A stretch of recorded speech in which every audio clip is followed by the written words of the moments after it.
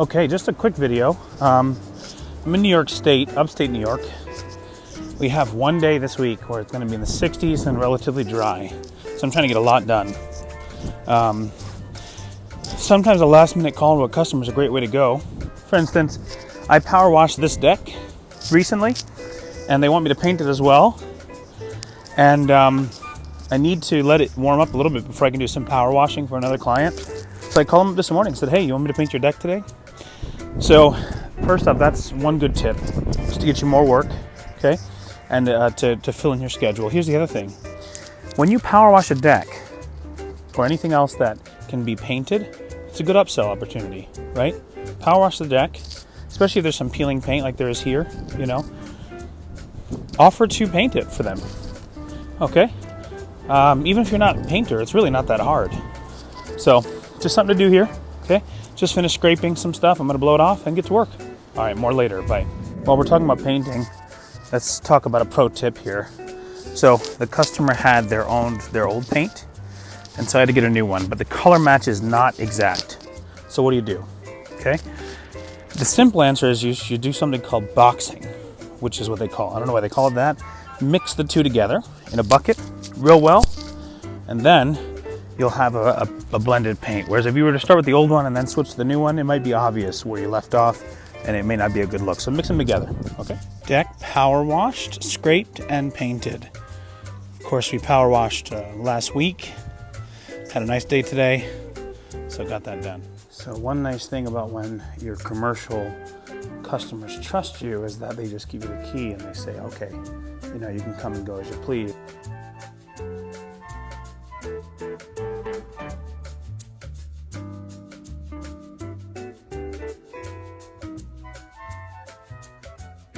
Let's take a second to talk about technique. When you're doing upper windows, which I could technically reach these, but I'll show you a technique, right? Two techniques. One, when you're doing glass, you can actually go like this. Pull the water, pull it back down, and then you can go the other way too, which if you do it just right, you can actually go both directions. You can go like this, and then you can pull it back like this. And then you can make sure that the top is nice and clean, and then you can finish. Now, this looks like it's 18 inches wide, but it's not. So for that reason, that's why I have to do straight pulls down, right? Now, if you're doing a straight pull down, first thing is you want your squeegee to be nice and dry, so it doesn't leave water spots at the very top. So you want to pull right up into the corner at an angle so that as you rotate the squeegee, it pulls the water out of the corner, okay? You want to pull down a couple of times to make sure the water's good. And when you get to the bottom, you want to lift up the squeegee so that again, as the squeegee rotates, right, it's going to pull the water all the way into the corner, and then you can pull it out from the water so that you can, yeah. So let me show you again, right? Here's another pro tip. When you're doing this, you want to angle the squeegee in the direction that you're going. So you might have noticed that as I was doing this side, the right side of the squeegee was lower than the left side. Now why in the world would I do that? Where do you think the water's going? So suppose I go this way. You see that? I left the line there. Left the line right there, which you may not be able to see. Left the line because the water's trailing up to the right side. If you do it at an angle, so that the one side of the squeegee is lower than the other, like this, then all the water is directed to the other end of the squeegee in the direction of travel, so that finally when you're done, the water is left in the corner. Right? Now this one didn't come out very good. I gotta pull a little bit more. There's a lot of water on the squeegee now, but let's try it again. There you go. Now here's another one, okay? When you're doing these kinds of windows where you can't fit the squeegee in, here's the trick. You want to come in toward the corner, okay? So I'll show you in one motion. Come in like this. You're going to go at an angle like that, one corner to the other, and again, and then you can finish right to that other corner. Remember the rotation? Pull the water away so it pulls it off the sill, okay? Then, if you're good about it, you can actually just take your squeegee and wipe the sill, okay? So that's your tutorial for today. Pro tip that I forgot. So I did all these interior windows And obviously the sills were gonna be wet, right? And you're gonna have little blemishes here and there that you have to hit with a rag. I don't go back and do that detail work with a rag until the very end. Now, if you're in a huge building, you can't do that. It's a relatively small restaurant. There's nobody else in here. I don't have to worry about the customers or the staff. So I go all the way to the end. Why do I do that? 2 reasons. First, it takes too much time to stop at every window that you've just completed and go back through with a rag. You have to keep changing tools. You don't want to do that. That takes too much time. The next thing is that because the sills are wet, they're going to be super wet and you're going to dirty your rags very quickly. You're going to quickly run out. If you go all the way to the end, by then a lot of it's dried. You can do your spot checks up top and then you can do your sills.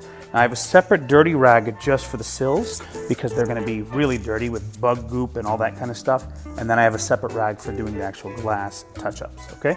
So that saved me probably an extra 20 minutes to do this restaurant, maybe more. And of course, all that little bit adds up when you have a full schedule opportunity. They have mirrors in this restaurant, huge mirrors, in fact. You can't see that one over there. They have huge mirrors, okay? You want to also offer to do their mirrors as well. These are accessible, but some clients are like, yeah, just go ahead and do it, and you might make an extra 15 to 20 bucks on a job with something that takes you maybe an extra 5. Here's another pro tip that you don't think about when you're first starting out, and the customer's gonna notice.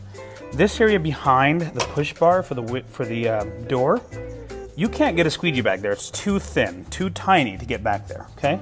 So the first thing is it's gonna leave a drip line all back there that you can see as you're coming in from the outside. There's 2 tips I'm gonna give you. The first thing is do the top ones first. Why would you do that? Because if you do the top one and then immediately do the bottom, this whole area down here is eventually gonna drip down and you're gonna see the drips underneath, okay? Here's the next thing. Take your rag, which you should always have several of them on you, take your cleanest rag, push it down in between, and then you can take both sides, it's better with 2 hands, and you can push against the glass like this and go back and forth and it'll dry the glass. When you get to the end, you just pull it out like that and it's nice and clean back there. Now this is not a good example because I'm using one hand, but you get the point. Put the rag back there and then you can finish the job nicely. Now that is a clean piece of glass. Super satisfying. Mirror clean. Let's take a look. This one's super long too, so it should be fun.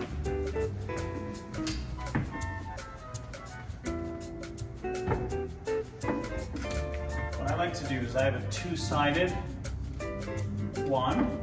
One side is just for wetting in, and then the other side is for scrubbing, right? So usually I hit it with the wet side first, get it going, and then I'll switch over to the green side you just saw to really get a good scrub there. Now, it's good to scrub from side to side and then top to bottom.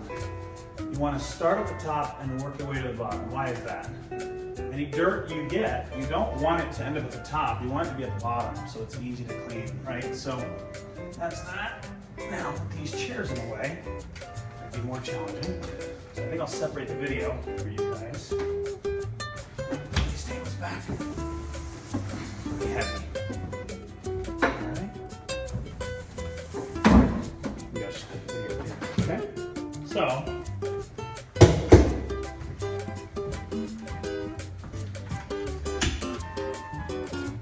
start with one end. Same thing we do when we're doing straight pulls down. Just give it a couple of pulls so you can get the water out of there as best you can. And this is the reason why I like Sorbo squeegees, because they can do tricks. They can change angle, right? So I'm able to do this at this angle. When you get to the end, finish, strong, rotate, pull the water away. Usually we do it that way. You won't leave anything on the glass. This is an exception, but anyway. Same thing.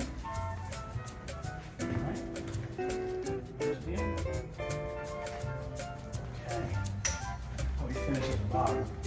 This is also good for doing office windows. Pull makes it faster, especially if you have obstructions that you have to worry about. So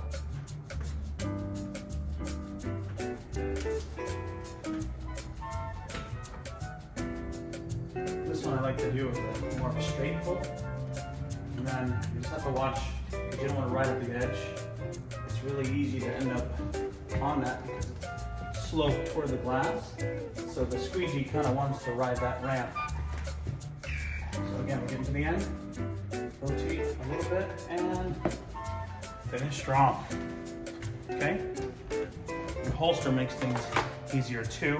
And then of course, get your rag involved and finish up. And what I've learned the hard way is that customers are always going to expect that you do the sill of the window. So just do it. Don't, you can offer to do it and then consider charging a bit more. But for most people, they're going to consider the frames to be part of the deal. Now, I'm not going to go and scrub the entire frame. I'm just going to clean the areas that we wet day to day. But just something to keep in mind so that your customers are satisfied. Now, I use my pole to get areas that I can't reach from the ground. So you just put your cloth on there and then you can clean it real quick. All right, see you later.